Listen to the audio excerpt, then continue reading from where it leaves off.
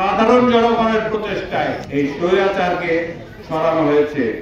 আমরা চাই না আর কোন স্বৈরাচার আমরাই কিংবা কোন কারণে স্বৈরাচারী হবে। আমরাও যাতে একটা পরিবর্তিত পজিটিভ বাংলাদেশ তৈরি করতে পারি, তার জন্য আপনাদের আবারও বলছি, একসাথে কাজ করে, কাঁধে কাঁধ মিলে ধানের শীষে জয়গান করে ধানের শীষকে জয়যুক্ত করতে হবে।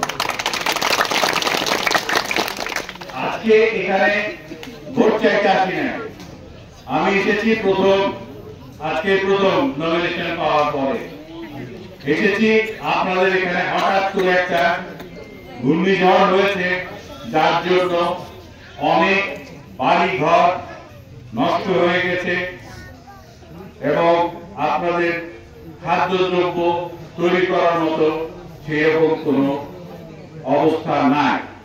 বিধায় আমি প্রথমেই বলেছি, আমি আগে দুর্গত এলাকায় যাব, যারা এই দুর্যোগের মোকাবিলা করেছে তাদের সাথে কাঁধে কাঁধ মিলায়, তাদের সাথে একাত্মতা বোধ করার সম্পর্ক স্থাপন করার জন্য আমি ছোট্ট টোকেন স্বরূপ আপনাদের যাদের বাড়িঘর নষ্ট হয়ে গেছে, যতটুকু সম্ভব আমাদের হক ফাউন্ডেশনের তরফ থেকে আপনাদের কিছু সাহায্য করা হচ্ছে এবং সেটা হক ফাউন্ডেশন কিন্তু তানোরে অবস্থিত।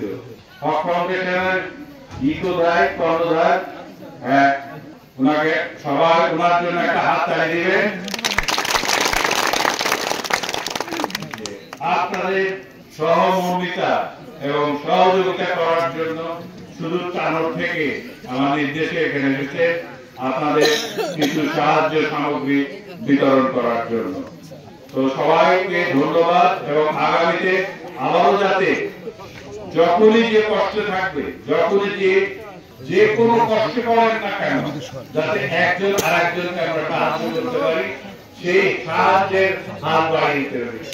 আজকে আপনাদের মাঝে শুধু নমুনা স্বরূপ কিছু খাদ্য সামগ্রী আমরা দিয়ে যাচ্ছি, আগামীতে যাতে আরো সাহায্য সামগ্রী দিতে পারি। ততদিন পর্যন্ত আপনারা সবাই সুস্থ থাকবেন, ভালো থাকবেন এবং আপনাদের মঙ্গল কামনা করে আমার আজকে বক্তব্য শেষ করছি। আল্লাহ হাফেজ। বাংলাদেশ জিন্দাবাদ।